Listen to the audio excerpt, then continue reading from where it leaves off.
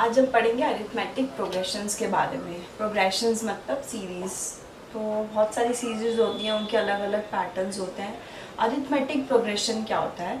Arithmetic progression होता है कि हमारा जो बाद का नंबर है, पहले नंबर में कोई एक हमने ऐसी टर्म को ऐड करा कि हमें बाद वाला नंबर मिला, फिर हमने उस सेकेंड टर्म में उस नंबर को ऐड करा तो हमें थर्ड टर्म मिली। तो वो जो नंबर ऐड हो रहा है वो फिक्स्ड है। सपोज़ कोई एक नंबर है a प्लस डी, तो हमें ये a2 मिल गया। अब हम इसी टर्म में a2 में जब d को ऐड करेंगे तो हमें a3 मिल गई। ये हमारी हो गई फर्स्ट टर्म, ये आगे होगी हमारी सेकेंड टर्म। फिर a3 प्लस डी करेंगे तो हो गया a4, तो ये होगी हमारी थर्ड टर्म। तो ये जो d है ना, ये फिक्स्ड है सब में। तो उन सीरीज़ में जिसमें हमारा d कॉमन डिफरेंस फिक्स्ड रहता है उन्हें हम बोलते हैं arithmetic progression.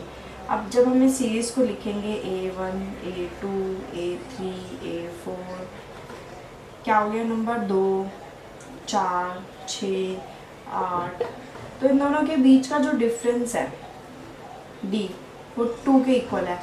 4 minus 2 2, 6 minus 4 2, 8 minus 6 2। एक और सीरीज़ देख लेते हैं 3, 6, 9, 12। जिनका जो ये d है वो फिक्स रहेगा, वो हो गया अरिथमेटिक प्रोग्रेशन। इस d को हम बोलते हैं कॉमन डिफरेंस। मतलब टर्म्स का जो कॉमन डिफरेंस है वो सेम है, तो उनको हम AP सीरीज़ या अरिथमेटिक प्रोग्रेशन सीरीज़ बोलते हैं। अब ये जो d होता है ये पॉजिटिव भी हो सकता है, ज़ीरो भी हो सकता है, नेगेटिव भी हो सकता है। अगर हम एक सीरीज़ एक देखते हैं 2, 2, 2, 2, इसको भी हम AP सीरीज़ बोल सकते हैं, लेकिन इस केस में d क्या हो गया 0, इनके बीच का डिफरेंस हो गया 0। अब हम एक सीरीज़ लेते हैं 10, 7, 4, 1, आगे चलती जाएगी। तो अब इनके बीच का क्या डिफरेंस हो गया, 7 minus 10 is equal to -3, 4 minus 7 is equal to -3, 1 minus 4 is equal to -3। D क्या हो गया -3 हो गया, लेकिन फिक्स्ड है। तो इसको भी हम बोलेंगे कि यस, ये सीरीज़ जो है वो AP सीरीज़ को फॉलो करती है। अब हम आगे एक एग्जाम्पल से देखेंगे, उसके बाद हम एक्सरसाइज 5.1 के क्वेश्चंस को सॉल्व करेंगे।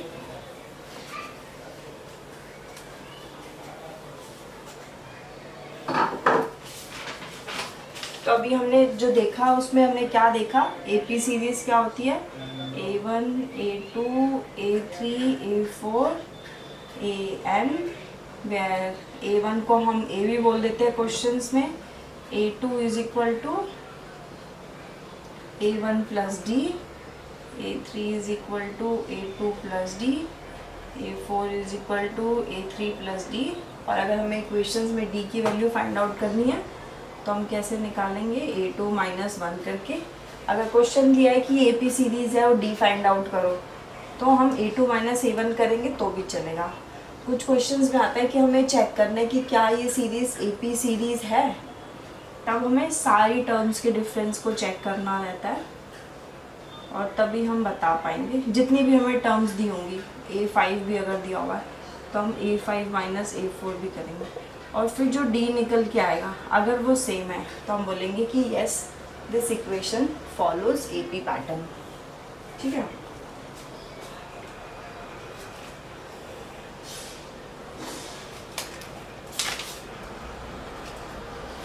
हंड्रेड, 80, 60, 40 हो गया हमारा, 110, 120, 130, 140 हो गया, -4, -1, 2, 5, ये भी हो गया। इनका जो डिफरेंस हो गया 3, इनका भी हो गया 3, इनका भी हो गया 3। कॉमन डिफरेंस चेक करना है, अगर वो सेम है तो हम उसको AP सीरीज़ बोल देंगे। अब हम करते हैं एक्सरसाइज 5.1 के कुछ क्वेश्चंस को। जो इजी वाले हैं वो छोड़ देंगे, आप अपने आप प्रैक्टिस करना है। कुछ क्वेश्चंस मैं सॉल्व करती हूँ, नहीं आएंगे तो हम बाद में उनको डिस्कस कर सकते हैं। मेरा क्वेश्चन क्या है, पहला क्वेश्चन है एक्सरसाइज 5.1 का। उसमें क्वेश्चन क्या है, in which of the following solution does the list of numbers involve make an arithmetic progression. उसमें कुछ इक्वेशंस दी हुई है और क्वेश्चन कह रहा है कि बताओ कि किस किस में AP सीरीज फॉलो हो रही है। तो क्वेश्चन 1 का पार्ट 1 है, उसमें बोल रहा है the taxi fare after each kilometre when the fare is ₹15 for the first kilometer and ₹8 for each additional kilometer।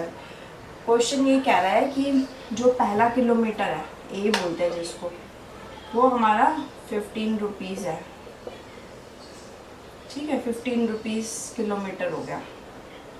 उसके बाद जितने भी सक्सेसिव हैं उनके लिए वो 8 रुपीज़ हर एडिशनल किलोमीटर के लिए है। मतलब A2 क्या हो गया, A + D = 15 + 60। फिर A3 क्या हो गया, 23 + 8।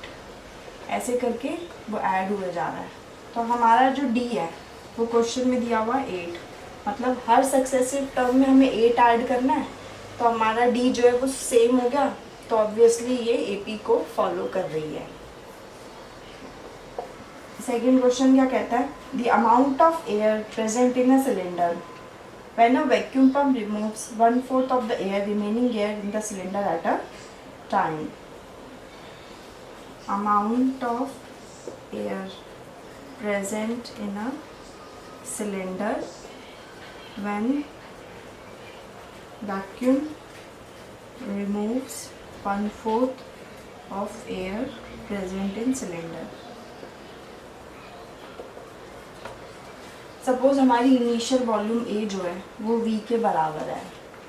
अब क्या है, वैक्यूम ने क्या किया, 1/4 ऑफ द एयर को रिमूव कर दिया। ये A1 हो गया, फर्स्ट टर्म जो है A1 के बराबर होती है। तो हमारा A2 क्या हो गया, A1 - 1/4 of volume already present, मतलब V - 1/4V ना हो गया 3/4V। अब हमारा A3 क्या हो जाएगा, A2 - 1/4 ऑफ A2। मतलब अब ये क्या हो गया, ये हमारी रिमेनिंग एयर होगी। इनिशियल वॉल्यूम V था, उसमें से 1/4 टाइम्स निकल गया, तो हमारा कितना बचा, 3/4V। अब वैक्यूम उसमें से भी 1/4V निकालेगा, तो मतलब 3/4V - 1/4 × 3/4V।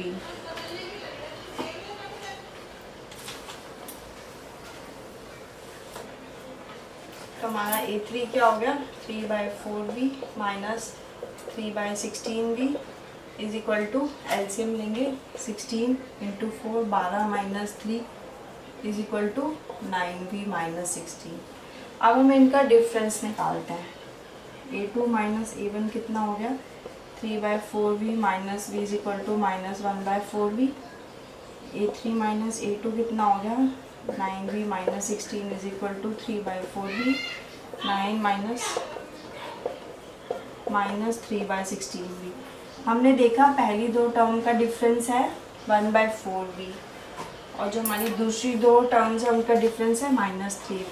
तो ये दोनों इक्वल है ही नहीं, तो ये हमारी AP सीरीज नहीं है।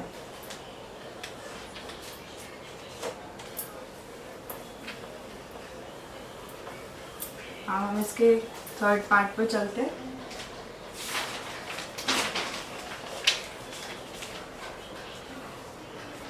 Cost of digging a well after every meter of digging when it cost ₹150 for the first meter। पहले मीटर के लिए क्या बोल रहे हैं, 150 रुपये लेगा, and rises by ₹50 for each subsequent metre. कोई वेल है उसको डिग करना है, उसके लिए बोल रहा है कि 150 रुपीज़ जो है वो पहले मीटर के लिए होगा फॉर 1 मीटर, इनिशियल मीटर के लिए। उसके बाद ₹50 फॉर हर सेकेंड मीटर, थर्ड मीटर, सबके लिए। तो उसने क्वेश्चन में बोल ही दिया कि डी उसका फिक्स है, तो ये भी पैटर्न तो उसने फॉलो करना ही है। उसके बाद क्या है, the amount of money in the account every year. Amount of money in account every year when ₹10,000 is deposited at compound interest at 8% per annum। Question क्या कह रहा है कि इनिशियल उसने 1000 रुपये डिपॉजिट करे तो उसका 8% से वो पैसा कंपाउंड इंटरेस्ट में इंक्रीज़ होता है। हमारे कंपाउंड इंटरेस्ट का फॉर्मूला क्या होता है, जब हम कंपाउंड इंटरेस्ट निकालते हैं A is equal to P 1+R/100 into T. तो हमने फर्स्ट ईयर का निकाला, तो इनिशियल तो उसने 1000 रखा, तो मेरी A की वैल्यू क्या हो गई 1000। अब हम निकालते हैं A2 इज़ 1000 1+8/100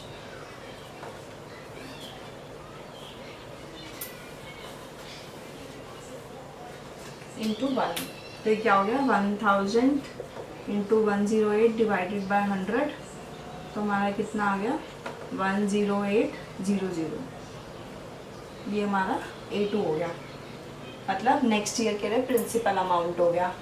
तो अब हमारा A3 कितना हो गया, ये वाला जो प्रिंसिपल अमाउंट निकल के आया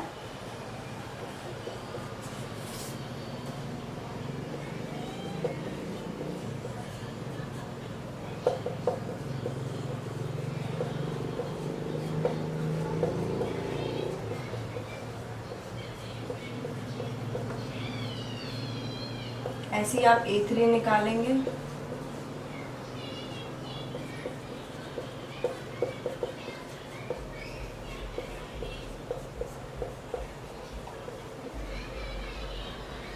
ये हमारी वैल्यूज़ मिल गई, आप कैलकुलेट कर सकते हैं खुद। तो अब हम इसमें डिफरेंसेस चेक करेंगे। हमारा जो है A2 माइनस A1 क्या है 10,800 माइनस 10,000, तो हमें कितना मिला ₹800। A3 माइनस A2 कितना हुआ 12,597 माइनस 10,800। A4 कितना हुआ हमारा A4 माइनस A3 15,869 माइनस 12,597। ये वैल्यू है 1797 और ये वैल्यू आ रही है 3272। अब हम चेक करेंगे कि मेरा पहले ईयर का अमाउंट है A, मेरा A2 आया दिस वन, मेरा A3 आया दिस वन, मेरा A4 आया दिस। तो हमने D निकाला, तो हमने D चेक करा कि सारे ईयर्स का जो D है वो आपस में इक्वल नहीं है। तो ये वाला क्वेश्चन जो है वो AP सीरीज़ को फॉलो नहीं करता।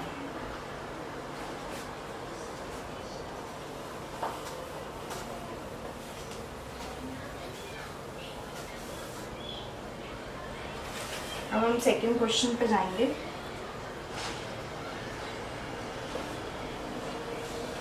Right 4 terms of the AP where A and D are given. बहुत इजी क्वेश्चन है। A दिया हुआ है हमें, D दिया हुआ है हमें, हमने इसकी 4 टर्म्स लिखनी है। ये पहला पार्ट है। तो A1 क्या हो गया 10, A2 क्या हो गया A1 plus D is equal to 10 plus 10 is equal to 20।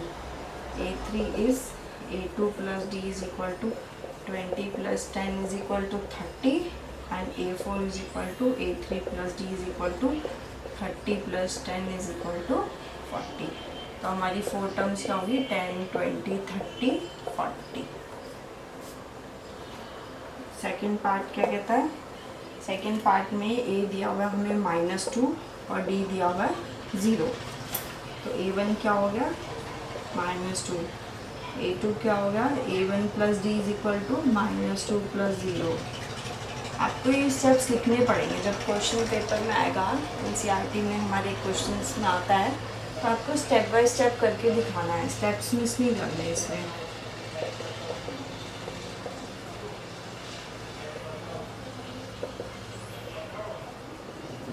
तो हमारी ये भी 4 टर्म्स क्या होगी -2 -2 -2 और -2।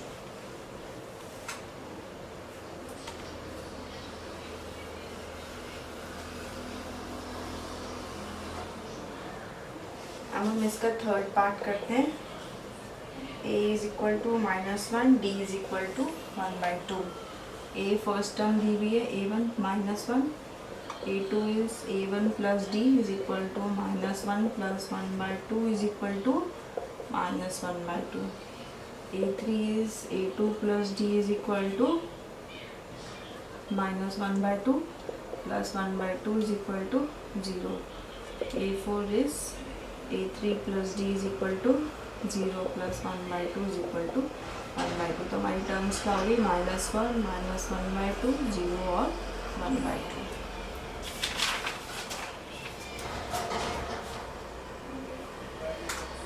क्वेश्चन 3 करते हैं हम. क्वेश्चन 3 कहता है for the following APs right the first term and the common difference. कुछ जो भी हमें क्वेश्चंस दिए हैं वो बोल रहे हैं उसका फर्स्ट टर्म और कॉमन डिफरेंस बताओ. और क्वेश्चन में ये भी बोल दिया कि एपी सीरीज़ है. एपी सीरीज़ है तो हम एक से भी इसको निकाल सकते हैं. -5 -1 3 और 7 1/3 5/3 9/3 और 13/3. 3 क्वेश्चन करते हैं. एक आप अपने आप कर लेना. फर्स्ट टर्म क्या होगी? A1 3 होगी. डी क्या हो गया हमारा? A2 -A1 1 - 3 is equal to -2. इस क्वेश्चन में A1 क्या हो गया? -5. डी क्या हो गया? A3 -A1 is equal to -1 -5. -1 + 5 is equal to 4. इधर से भी डी निकाल सकते हैं. 3 - -1 इज इक्वल टू 4. इसके लिए A1 क्या हो गया? 1/3. डी क्या हो गया? Second term minus first term. A2 - A1 is equal to 5/3 - 1/3 which is equal to 4/3. तो ये कॉमन डिफरेंस हो गया. ये हमारी होगी फर्स्ट टर्म. ठीक है.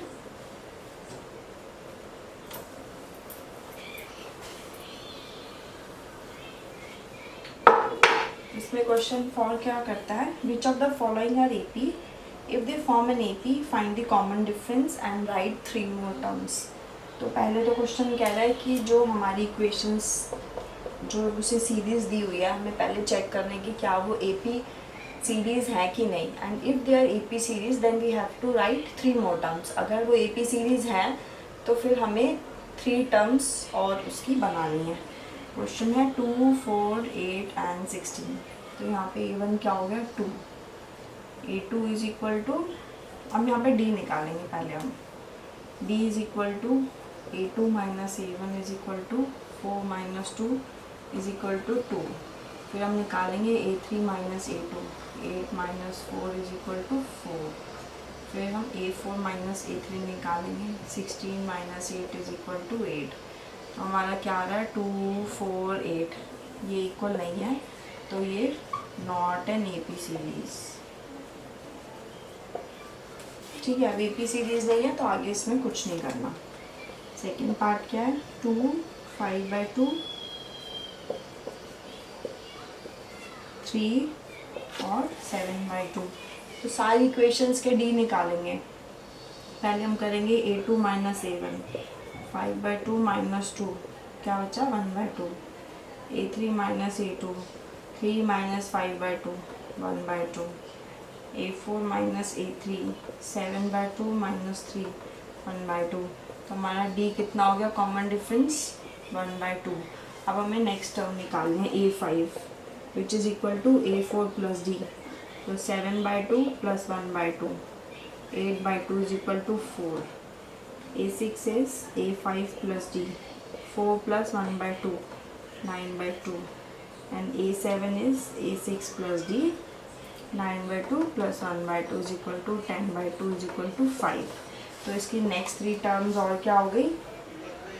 4 9/2 और 5. ठीक है.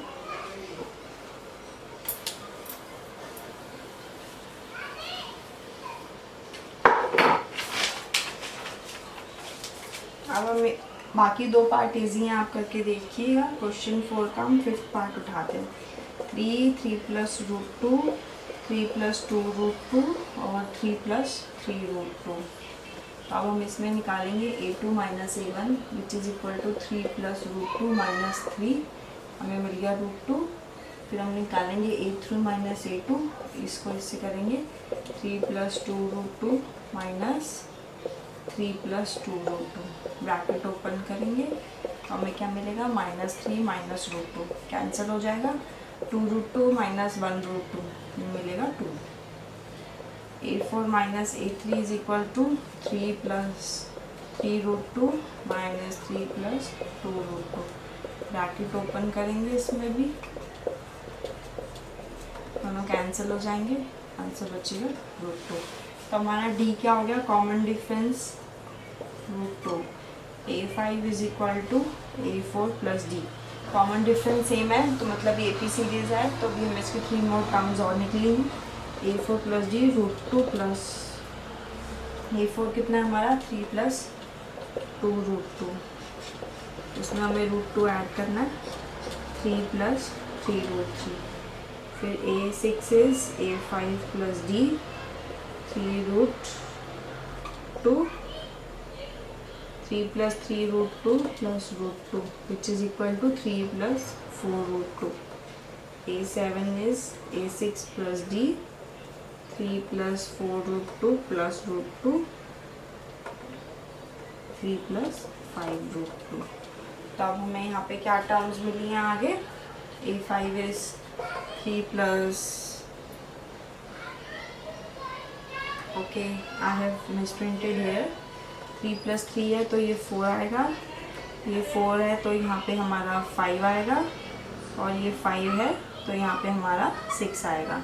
तो हमारी नेक्स्ट टर्म्स क्या होगी, 4√2 3 plus 5√2 and 3 plus 6√2। Okay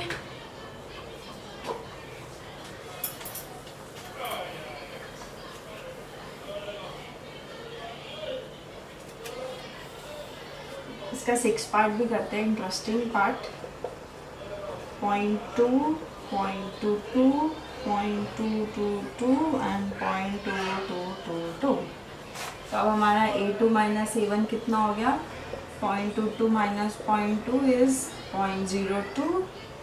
A3 minus A2 कितना हो गया, 0.222 minus 0.22 is 0.002 and A4 minus A3 is 0.222 minus 0.0002 is 0.002। हमारा D जो है not equal, that's why it is not an AP series. तो हम इसके आगे और नहीं निकालेंगे।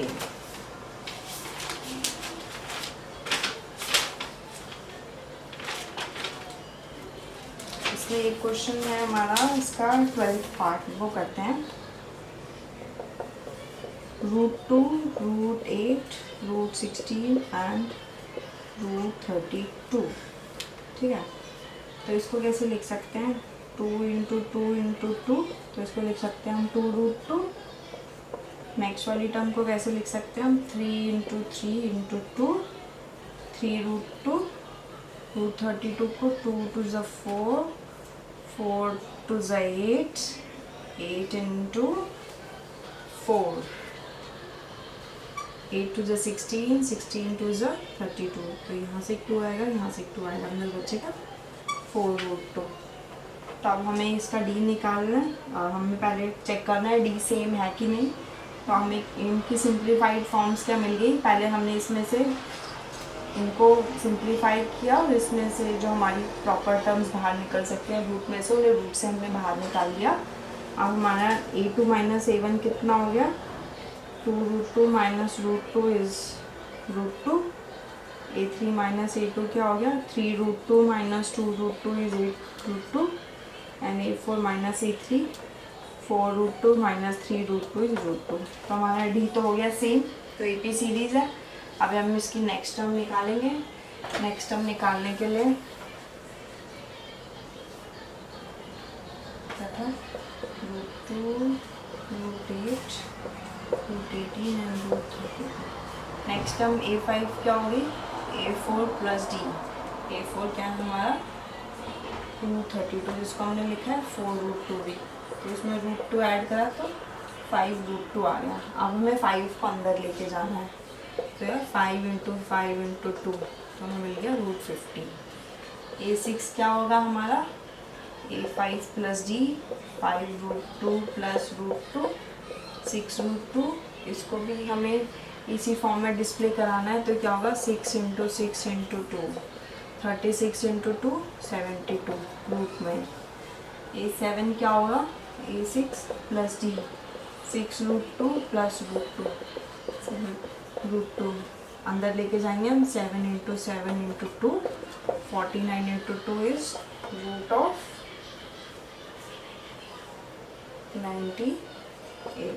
तो हमारी नेक्स्ट टर्म्स क्या होगी इसकी root 50 root 72 and root of 98।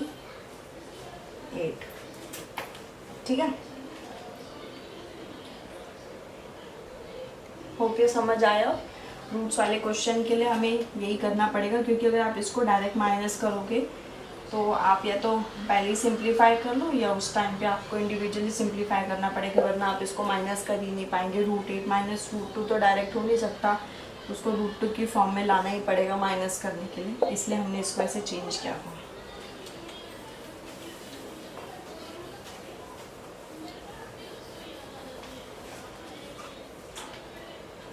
ऐसे ही नेक्स्ट क्वेश्चन है रूट 3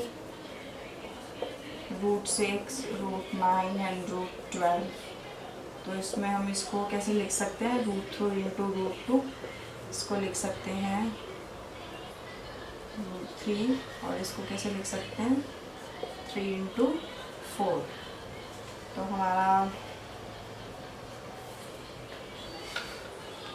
A2 माइनस A1 क्या हो जाएगा रूट 3 इंटू 2 माइनस रूट 3, तो कुछ नहीं आएगा इसमें, हमारा रूट 6 माइनस रूट 3 रहेगा। A3 माइनस A2 में क्या हो जाएगा 3 minus 3 into root 3 minus root 6। A4 minus A3 क्या हो जाएगा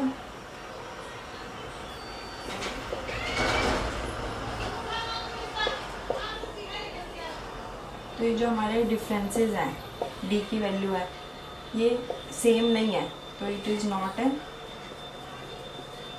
AP सीरीज, AP सीरीज नहीं है। आगे वाले क्वेश्चंस आप खुद सॉल्व करके देखिएगा, अगर आपको नहीं समझ आए तो हम उसको आप कमेंट बॉक्स में डालिए, मैं आपके लिए वो वाले क्वेश्चंस भी सॉल्व कर दूँगी। लेकिन हमने जितने भी टिपिकल क्वेश्चंस थे मोस्टली वो सॉल्व कर लिए हैं, तो आपके लिए वो इजी रहेंगे सॉल्व करने के लिए। Thanks for watching.